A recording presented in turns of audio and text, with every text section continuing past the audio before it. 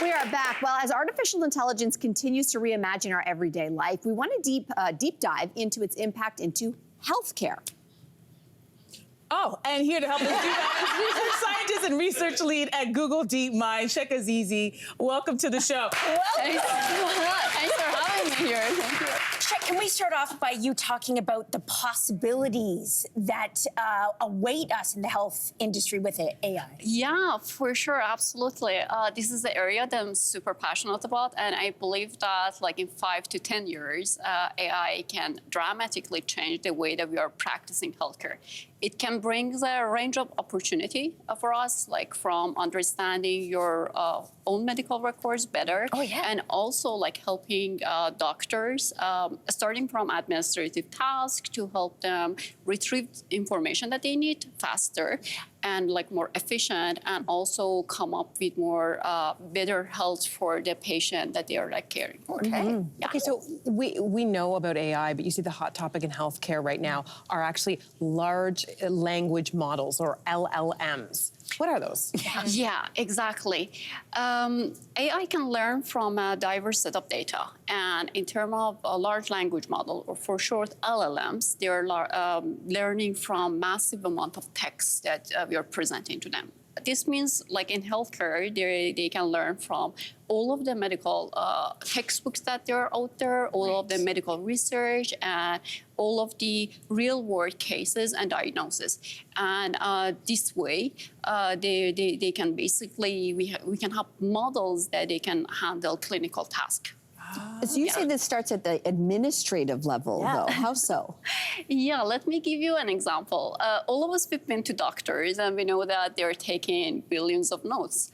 The way that AI can help here is actually to help with clinical documentation. You can imagine that we can transcribe patient-doctor's conversation in a structured medical format. Yeah. And when it's come to assistive support, it's actually going to be like more direct. You can imagine that like you have a virtual assistant, and if you are feeling a bit unwell, you're gonna talk to this assistant about your symptoms, and this assistant can suggest that, okay, do you need to go to like emergency room, or you actually need to go a regular doctor appointment. And also in emergency room, you can imagine that that same technology can help our healthcare worker to identify people that they need more urgent care. So that way we are gonna reduce the wait time that we have in emergency rooms. Which is great. Really I love that idea. All right, so here's something sobering. The World Health Organization is projecting a shortage of 10 million healthcare workers by 2030. Wow. And that's primarily gonna be in lower income countries. So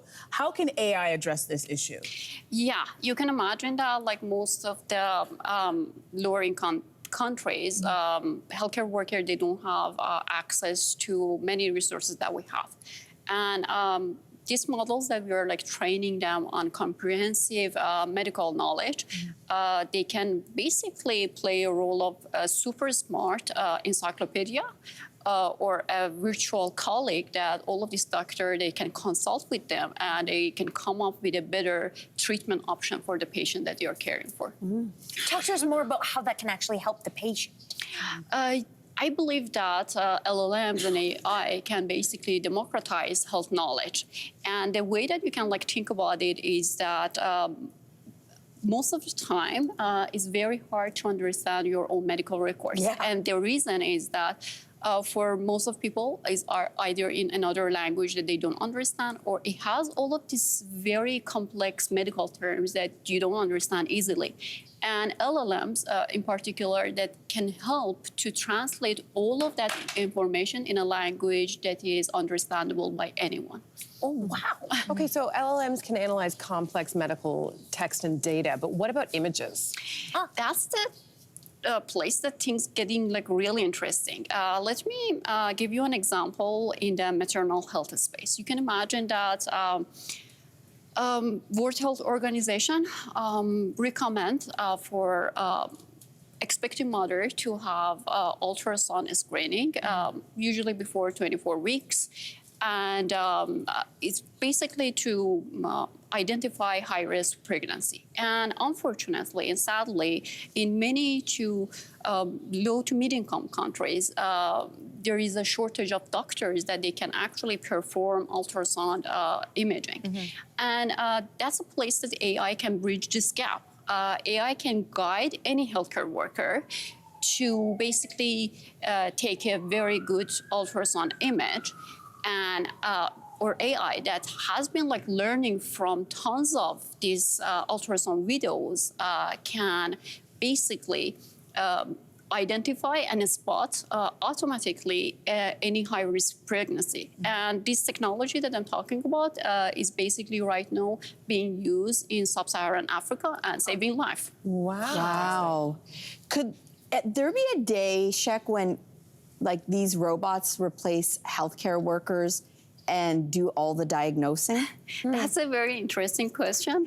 I believe that, like, based on all of the example that I gave you, you can see that, like, the way that we are developing this technology is more for assisting doctor. We know that most of the healthcare workers, they're dealing with burnout, and the way that we are designing this technology is to actually give back time to healthcare workers and also trying to optimize the clinical workflow. The technology that I'm talking about is pretty new, but like based on the example that we see a lot of good things happening right now. And the key is to basically develop all of this technology responsibly from the get-go, and that way make it beneficial for everyone. Just fascinating. Shek, thank you so much. Thank you. Really Thanks for having me here. Thank you. Truly. Thank you. I don't know if you know this, but ChatGPT is turning 2 in just a few days, and there's so much that this young technology can do, like revolutionize the culinary industry by creating new food and drink recipes and pairings. But just how well does the AI bartender stack up against human expertise? We're about to find out. Here with our AI-generated cocktails is drink expert Evelyn Chick. Welcome back to the show. Okay, Evelyn, I understand that there's a ChatGPT version of you out there in the nether sphere creating cocktails. Tell us about that. Yes. So there is a Cocktails by Evelyn Chick, Evelyn GBT, that is out there. So I've uploaded every single thing that I've ever written about drinks, including my book, For the Love of Cocktails, onto the platform. And it's a data bank for people to be able to pull my intellect to help them figure out cocktail recipes, to see what's balanced, what's not, and to create new things. Was that the motivation behind it? Like just making it as a resource? Yeah, I always am a huge believer in making cocktails, mocktails extremely approachable. And sometimes it's a little bit scary to look at a bartender and figure out what they're trying to do. So my partner actually came up with this idea. He's a huge tech person and a cocktail fan. So he created Evelyn GPT to ask Evelyn GPT about cocktail questions when I'm not around. He also said, he said Evelyn GPT doesn't tell him that he asks stupid questions. So he just straight up answers. Okay, so you used your AI, Evelyn, or Evelyn for GPT to create cocktails for each of us today. So how did you do that exactly? So very specific prompts for each and individual personality. And the thing about technology is that they're not meant to create things from scratch, right? So this is really a data bank for ChatGPT to draw inspiration from my intellect to create new beverages. So I put in some prompts with Cynthia. We wanted something with tequila, something with an exotic soda, maybe something tropical. Mel, we did something non-alcoholic for you with some fruit-forward notes. And I did a very specific couple cocktails for Andrea. Okay, so yeah, so we each, as everyone will see, have 2 drinks in front of us, and one of them was created by the AI, Evelyn, and one of them was created by the real thing. We're gonna do a blind taste test to see if we can guess which one is which. I'm up first, and like you said, the prompt that I gave was I wanted something that was, like had a bit of tequila, citrus, and exotic sodas in it, so hang on, okay. Yeah. Oh my God, I'm so excited. I know, and I actually think that's GPT one. Evelyn did a great job. It's very, I feel like I'm on a beach somewhere. Okay. Oh, do I, I'm gonna try to figure out which one's Evelyn's. Okay, give me your cards. Oh. Okay, which one's Evelyn's? I got it. I think that Evelyn's is this one. Okay, now hold up the cards. Okay, reveal. Oh my God! Oh, Did I get it right? got it right!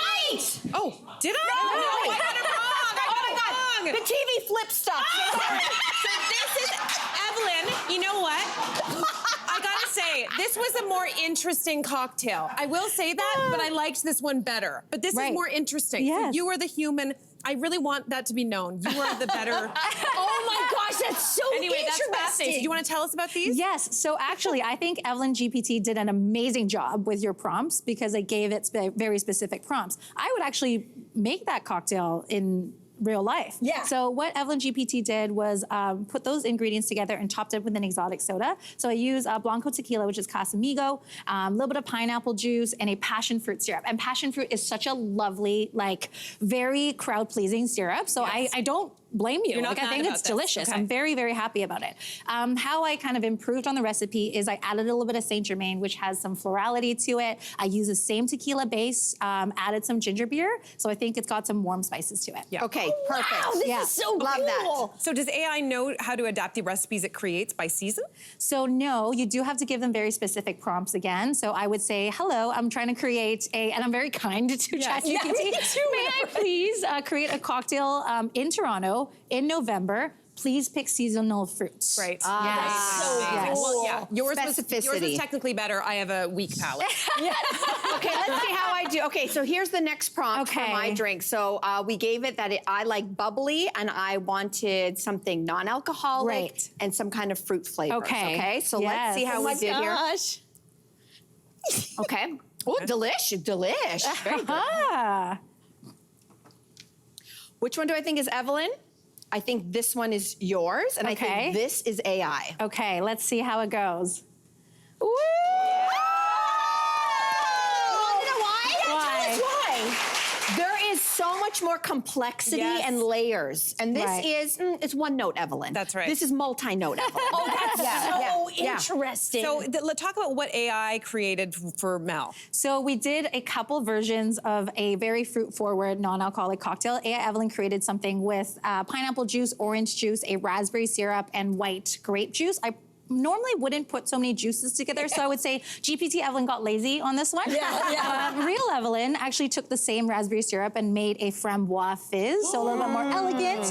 Raspberry syrup, a tiny little bit of acidified white grape juice, so a little bit more complexity, a non-alcoholic distillate called Noah, so it's got those like herbal qualities to it, and topped it up with a non-alcoholic Prosecco. Feels like you're not even, having anything with juice, but I'm it's very packed with happy flavor. with real Well, Evelyn. This Very seems to go. be like a general trend that your versions are more elevated. Yes. Right. Like yeah. So this is very Little bit. interesting. So AI is not taking over the world. No, not yet. Okay, so what if you added in certain personality descriptors like flirty? Would AI interpret that? Yes, so you can add any sort of descriptors. Again, it's all about the prompts that you give AI. So if I were to say, create a cocktail with a little bit more flirty kind of vibe to it, they definitely will, but I always find AI naming processes are a bit, I'm a cool mom kind of idea, so it's a little bit cheesy, so I usually try to use that as a jump off point, and that's what AI is about having a base, and then you kind of put your own interpretations to it. Okay. Well, I'm up next, sort of, because Andrea was sick today, so the coach put me in at the last minute. Good job. So I am actually, this is interesting because I get to drink a drink that, using her sort of personality and the things that she enjoys, which are things like White Russians and chocolate martinis. So, it's something with a creamier base, which is maybe not my go-to. So Not your this palate is at going to all. be very interesting. okay, I'm going okay. to take, this is number one. Just looking at these ingredients. Okay. Okay. Interesting. Ooh, so much I'm already suspense. guessing. Yeah, I feel like I can guess too. Yeah. This is hard. Is it? I'm not even handing it up, I swear.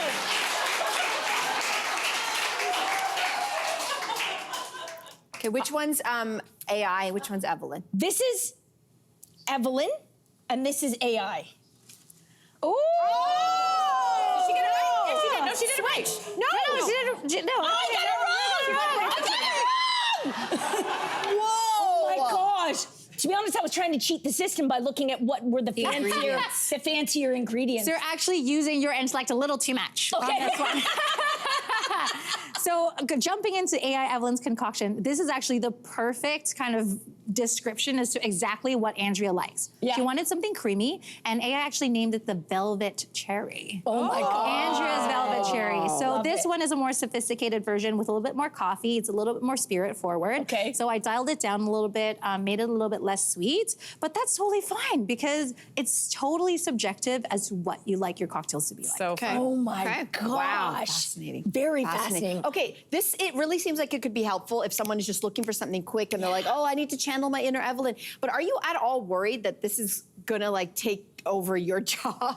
Not at all, because this is essentially my intellect put online to help make everything more accessible. So if I have writer's block and I need to go back to the recipes that I created, say, 10 years ago, I can go ahead and do that, and so can others. So it's all about experimenting and trying something new, and if you're nervous to do it like in person, if you feel more comfortable typing it into a computer, that's totally great. Interesting. I'm just thinking that AI would be great, not just for bartenders, but for someone at home who's got like gifted, 10 bottles of stuff they never use. Yeah. And you could put that into AI, right? And they could come up. 100%. And yeah, that's why Cocktails by Evelyn Chick on ChatGPT is very popular. A lot of people downloaded it to use it. But what I would say is that it does take an expert to balance it out. So even when I collected these recipes from AI, I did tweak it a little bit just to make sure it's palatable. Yeah, you did. This has been so fascinating. Just blown our mind, Evelyn. Thank you so much. So cool. So we talk a lot about the rise of AI on this show, but for Canada, are we ready for what's coming? Big question. In a recent survey, 65% of Canadians expressed that they felt there was insufficient regulation of AI in this country. So here to dig into this with us is futurist Sinead Bovell. Welcome back to the show. Good to see you. I know that you're always super busy and all over the place, so we're grateful to have you here on our sofa again. All right, so let's dig into it. As we just mentioned in that intro, there's a lot of discussion about AI and regulation. So where do things stand with Canada as far as regulation in AI? So Canada actually doesn't have any federal regulation of artificial intelligence right now. So in 2022, the federal government did introduce the AI and Data Act as part of Bill C-27. There's been some amendments made to it, but it hasn't yet passed. And now with all of the reshuffling in Parliament and election at some point this year, it's possible this process has to start again. We're not entirely unprotected. There's the Canadian Human Rights Act, which prohibits discrimination, and that would include decisions influenced by algorithms. There's some privacy laws which would protect some aspects of our data collection, but there's no overarching AI laws in Canada yet. Ooh, okay, how do we stack up? Like, listen, Parliament's prorogued, like you just said, we don't even have a new leader yet. All the things have to happen. But where do we stack up to our peer countries? Where are they at? Where are we at? Actually, the only two regions in the world with newly introduced comprehensive AI policy are China and the European Union, with the EU being seen as the strictest regulator to date and is actually causing them a lot of challenges. The UK hasn't rolled out comprehensive AI regulation, and they don't plan on doing that. The US has no federal AI policy, and I don't imagine anything strict coming out of there, although some states have gone on to regulate AI themselves. But Canada isn't actually too far behind when you think about it on a global level. All right, well, all the AI discussions are talking about regulation. What are we missing here? Is there something else we should be focused on? Yeah, and it's an important point because regulation is certainly a big part of a country's preparedness. It's not a barrier to innovation like a lot of people say. It's essential to it. But it's not the whole story. You don't just keep a technology safe by regulating it. You have to also teach people how to use it, and you have to tell the stories of why this technology matters in the first place. What concerned me about a recent study, was that 47% of Canadians felt there was no need to use generative AI at work, and another 26% didn't even consider the technology at all. AI is one of the most important technologies of our time, and we don't want to import it. We want to build it, and we want to steer it so Canada can retain its seat on at the global table. And we have to remember, AI is a Canadian story. One of the biggest breakthroughs in AI that led to the generative AIs and the ChatGPTs happened at the University of Toronto, the deep learning breakthrough. Yes. And then two of the infamous godfathers of artificial intelligence, they're Canadian. But it's impossible to be a leader in the AI story if we don't claim our role in it. Interesting. Okay, so there's a lot of concerns, I think maybe because of lack of knowledge, but a lot of Canadians have worries about AI, and maybe it's the headlines. It's like the deep fake videos, for example, and fake images out there. So we don't have current regulation, as you just said, and you say, though, there is still a way out of this. How so? Yeah, so I think we're right to be concerned about the threat of deep fakes, and we see the harms in real time. But I do believe we'll make it out of this deep fake nightmare. There are solutions, but they're longer term, such as changing the digital infrastructure we share information on to one that's a bit more traceable. So you can still be anonymous, your identity is protected, but we can see how that information is flowing throughout a network. Short term, it's more challenging. We have to teach people to get really, really good at identifying trustworthy news sources, and journalists have a big role to play here. Yeah.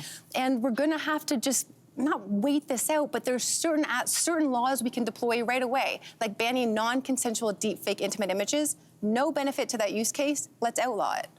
Yeah, good advice. Very good advice. Especially Seems for us. easy. Yeah, because it affects women especially. All right, so the deepfakes is one thing. Another thing that people are really concerned about is how AI is going to affect the workforce. So talk to us about that. So we do need to build an AI-ready workforce in Canada, and that means investing more money in education, in skilling and training. But over the medium to long term, there is going to be disruption to the workforce. 60% of the occupations we work in today didn't exist 80 years ago.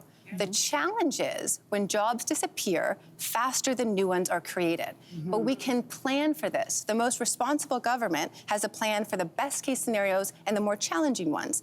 So how do we protect Canadians' quality of life and economic security through disruption? And even in the best case scenarios where AI leads to more abundance than we can imagine, like all the tech leaders talk about, how do we ensure that abundance is evenly distributed?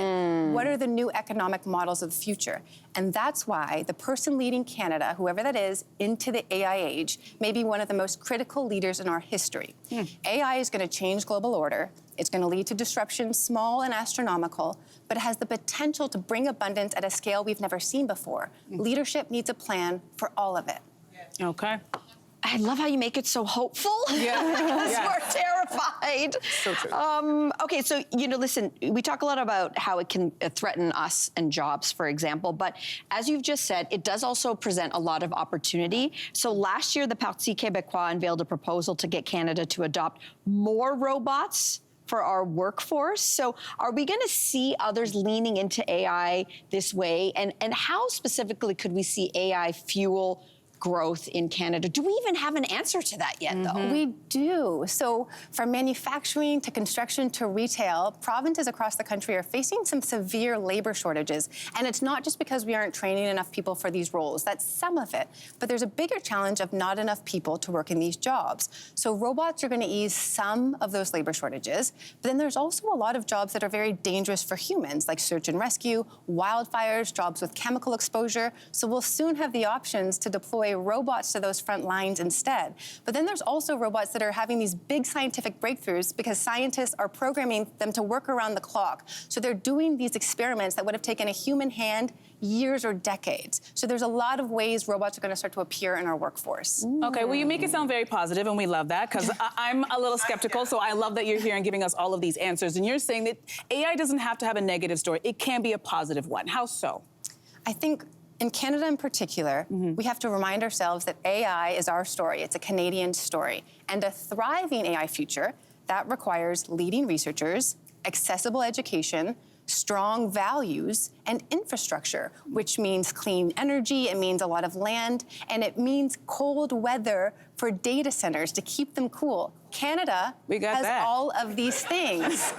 What we're missing is a shared vision of our future with AI. What is the Canadian future with AI? We have yet to hear that. And each of us has a role to play in this conversation. It shouldn't just be up to a few people. What do we want our vision of this technology to look like in this country? And we all have a role to play in shaping that. As talk of Canada's next election reaches a fever pitch and the U.S. election enters the home stretch, it is worth noting that globally, more voters than ever headed to the polls in 2024. Nearly 70 countries held or will hold national elections this year. And it's no wonder people around the world are concerned about the use of artificial intelligence in their election cycles. From deepfakes to foreign interference, many are questioning whether the information they're digesting is real. Here to tell us more is futurist Nick Badminton. Welcome to the show. It's good to be here. All right, so let's dive right into this very hot topic. All right, so Nick, talk about all the ways that AI is already being used in global politics. So we're at the beginning stages of this, but it's starting to be deployed. Down in Argentina, they're calling it the world's first AI-powered election, and you've got the incumbent fighting it out, or was fighting it out with the challenger who eventually won. But they were slugging it out with like alternative images, with propaganda, with one of them looking like Chairman Mao, and a whole bunch of different things, using it to really just to create, I think, some humor and also some debate and also just a little bit of misinformation in the mix just to make things more chaotic. Ooh, okay, so let's talk about here at home. Has our government been impacted by AI, artificial intelligence? Well, there was one particular person going for the Toronto mayoral campaign, and he used some generative AI to produce images of homeless encampments to try and like stoke up and foment sort of that distemper around all of this. It was pretty bad acting, in the situation. He didn't really gain any sort of pace with that kind of media, the synthetic media that's being created. Did people know what it was right away? Or? Do you know what? We kind of feel a little uncomfortable when we see media like this. It's kind of an uncanny effect that we have. And that's why it hasn't really caught fire yet. Okay, so the Americans, as we know, will head to the polls in in just 2 weeks. So talk about how the AI has impacted the American election as it stands. So this time last year, I was having conversations with election bodies, and they were really worried. They wanted some advice, and they really thought that there was going to be a full tidal wave of content. It's not happened. I think people are really good at filtering this all out, and it still feels a bit weird. But you've got people like Trump, here's me with a bunch of people that you wouldn't think would vote for me, so you can vote for me. And it's like these are fake images? Yeah, so fake images. They're actually really, and it travels a long way. And you've got all of these misinformation farms in Iran and Eastern Europe pumping them as hard as they can, right? And even like talking about, okay, here's Taylor Swift and she's endorsing Trump. And it's like, how many millions of Swifties are there? Right. And they're young, and they attach to this content a little bit more readily than maybe people that are more skeptical and more mature in the way that they've been processing information through their lives. Oh my God. Okay, this is all sort of like negative and a bit scary or a lot scary. So what are the positive ways that AI can Why am I laughing saying that? What are the positive ways that AI can help politics? Well, it can identify itself. So we can have AI checkers that can check things out and say, that's definitely AI. And so it can filter itself. We can still use it for planning. We can still use it for some very useful sort of menial tasks. We're at the level of dog-level intelligence with AI, so we're just beginning with the whole process. But, it can be useful if it's put in the right hands. Okay, that's interesting. Now, Nick, listen, I think you're a wonderful person, but I have this next question that I have, I'm really just very skeptical about, because you say actually that politics hasn't been wildly disrupted by AI. Correct. Yet. So think about it this way. And how could that change in the future? So we're in this cycle, 70 plus elections happening. We're creating training data for the next cycle. So everyone needs to be watching out the next 4 to 6 years. Those elections that happen then, that's when we're going to see this really hit the road and really cause massive amounts of disruption. But how can you say that it hasn't caused disruption already? Because even those images that you saw, there's no way of possibly knowing who's behind creating them. There's no way of really knowing how many people actually took that and went, oh, well, Taylor Swift endorsed them, I guess. And the black people like Donald Trump. Yeah, but what's been proven right at the beginning of certainly the election cycle down in the US, people started to pump things out. Like the Republicans did an ad last year, and it just never took hold. Someone cloned Joe Biden's voice and was doing robocalls. They've just been fined $6 million. So the way that this has actually come onto the public sort of attention and on the radar is that people are looking out for it, and people know if it feels off, it's probably off. When things get more subtle, and a little bit more Sophisticated, but very well planned, and that subtlety just seeps in. And you're saying we're around the corner from that. We're like, 2 to 4 years away from something that will have enough data to be trained on, and enough capability out there to just turn on a particular platform and create a bunch of chaos. Okay, so it's hard to imagine this next question. Yeah. But already AI is sort of hard to get our heads around. But imagine a future where AI maybe takes the form of an actual creature or person or whatever. Could an AI candidate ever be a leader, like considered for political office? Well, there's kind of laws against this. You can't behave. You can't have a false individual like running for office. It's never going to be that smart. Now, never say never, but in very short terms, the next 10 to 20 years, it's not gonna have this artificial general intelligence, as it's called. It's not going to be this omnipotent, smarter than humans, can like have this conversation level of smart. It's just not going to be like that. And a lot of people in my field are going, "You're wrong, Nick. You're wrong." But will a human using this kind of technology and maybe with agents in their organization that are purely AI sort of start to move the dial? Absolutely. Okay, let's end with this question. Yeah. Is AI a threat to democracy? Information and humans getting together in a number of different ways have always been a threat to democracy by the movements that they create. This just accelerates it in certain aspects, much like the internet did, much like social media did. This is just another layer.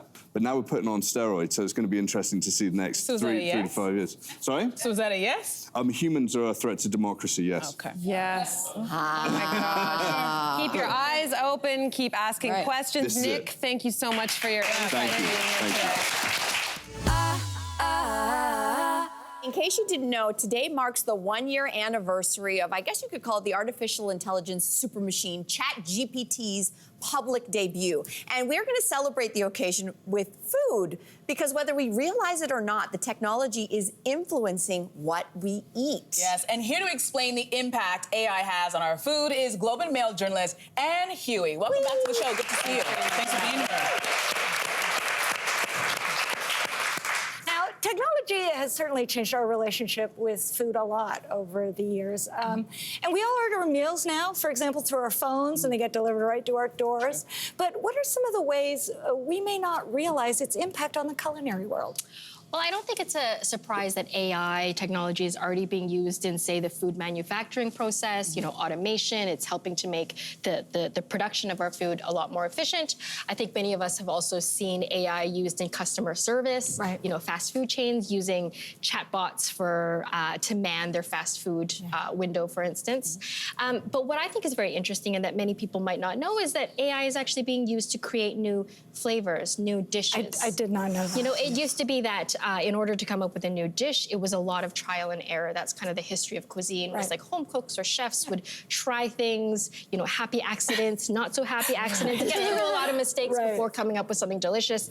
The idea with AI is that you can get to that delicious combination right off the bat. Okay, so we're going to actually dive in and do this. So we have 2 cookies in front of us. One of them is a recipe that was created by artificial intelligence. The other is created by a human recipe. Both made by humans, but the recipe was AI generated for one of them. This is a taste test. We're going to try to see if we can guess which one is the AI recipe, okay? So we're going to dig in. Which? This? Nope. Oh, either one. No, okay. We'll try one. Okay. This is compelling television, guys. It's compelling. So which one was made by a robot? Oh. The left one. I say the left side, the first one. The right one. Right side. Right side. Right side. Agree. Right side. Why? Because it tastes too perfect. Yeah, exactly. It tastes too perfect. I think that's the right side. Right side. And I think the AI is basic, so I'm going to go with the cookie on the left. I think that this one tastes perfectly good, but this one seems to have a slightly more complicated balance of flavors. Does anybody know the answer? Anybody know which one? I know the answer. Okay. Yeah. Which one is it? The one on the left was the AI recipe. Oh! What? That's good. That's great. I like that. I like that the human made the cookie that I liked more. Yes. Me too. That made me too. feel very calm. That's right. great. Okay, good. Okay, so we failed our first taste test. So AI can come up with some unexpected pairings that humans haven't ever thought about, like kiwi and oysters.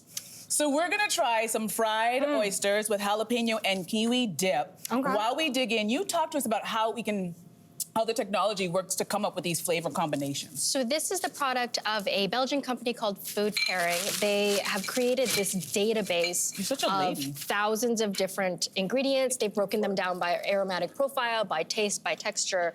And they're able to use this huge database to analyze and scan and find combinations that, again, humans might not have otherwise thought to. And they're working with big food companies. They're working with high-end chefs. This was one of their creations. What do you guys think? It's really good. It is good. It's really It's good. really good. It's really You're good. almost finished. So good. I would have never thought of this pairing. This is brilliant. This is really good. The compliments. Oh my gosh. Your mouth is too full to say anything. A little bit. But I will say that, you know, this is just like the AI is the teenage girl version of a sleepover where you try different fruit combos. That's what's happening. But they're getting it, but this is the thing. They're getting it right off the bat. It's not the trial and error. It's not like, oh, that was terrible, throw that out. You only have to do that once. You're not wasting any groceries because you know exactly what you're going to point. get. Yeah. And this is actually really, I know everybody at home is like, really? Oysters kiwi and pineapple? oysters? Great. It's This working. is Highly really recommend. delicious. Now, listen, we're going to have to wash this down with stuff, so let's focus right over here. Okay. One of the areas where AI can have a big impact is in the creation of plant-based products like meat and dairy. So can you tell us more, Anne, about that and how it was involved in coming up with this dairy-free milk we got right here? So this is a company called Notco. They're from Chile, and they use AI to find plant-based ingredients that can otherwise replicate meat or dairy products. So in this case, they were able to discover using the AI that cabbage extract, that Milk? pineapple juice could actually reproduce some milky creaminess. Wow. I'm getting Sorry, pineapple juice? Yes, And cabbage. and cabbage. Wow. I don't know. I had a lot of milk as a kid. This tastes good, but it does not taste like milk. I will say I don't know that I've had milk, dairy milk in a very long time. I almost exclusively drink milk alternatives. This is a really superior non-dairy milk alternative, I have to say. The texture is creamy, it's thick, it doesn't have any of these other funny tastes that some alternatives have. It's fantastic. And as a Hungarian, you know, cabbage is our national food. And to know that now we no longer have to milk the cabbages in order to... We just have to have a mate with a pineapple, and we're all set. You're all set. To the future. Bottoms up. So listen, we said it earlier, you mentioned it, this idea of the trial and error. When humans are making food and recipes, we're messing up, we're trying things, we're throwing things at the wall and see what sticks. So when it comes to humans intervening, so how do humans still need to intervene when AI is coming up with all of these novel creations such as this milk? I think, I mean, this is obviously a very new technology, and with all new technologies, there's still, you know, a lot of learning to be done. It seems like definitely in every case that I've heard about this AI technology being used, you still need some humans to kind of guide the process to make sure that things taste the way or look the way that you want to. With this product in particular, when they were creating this milk, one of the suggestions was to use dill, to add dill to this recipe. What the AI technology didn't realize or what they wouldn't have realized was that it would create a green milk. And so it took the humans to intervene and say, well, maybe people aren't going to want to drink green milk. So that's an example. You know what I was going to say? You know what this is missing? Just a little bit of dill. Of course, my mouth as well, but there's been a lot of concern over AI in general, and in the food industry, it could certainly affect a lot of people's jobs, and that's what everybody's thinking about. But what are some other things people should be thinking about when it comes to AI and food? I think that's a really good question. There's obviously a lot of questions about AI in general. It's very new. It seems to be increasingly a bigger and bigger part of our lives. There is, of course, the jobs question. Food jobs are. The food industry creates a lot of jobs in this country. I think that one nice thing about AI is that it has the potential of actually helping to bring us closer to our food. In that, you know, if more of us are going to use this technology, learn how to cook things that we already have in our refrigerator, learn how to make things that maybe work better for us, then maybe it'll get more of us cooking, and maybe that'll actually help, you know, bridge that distance. But I think that, again, to reiterate, everybody that I've talked to when it comes to AI, they still say that humans are essential to the process. And I think that, you know, it really speaks to how important food is in all of our lives. Food is how we show each other that we care about each other. Food is how we, you know, feed our loved ones. Food is something we put in our bodies. It's something we care about. So I think, you know, it comes back to that saying, we are what we eat. Yeah. And, you know, I think that it'll take quite a while before most of us start to feel comfortable with, you know, the food with food being produced by robots. I'm pretty comfortable. You guys keep enjoying. And thank you so much for joining us. This is such a fascinating discussion. Amazing.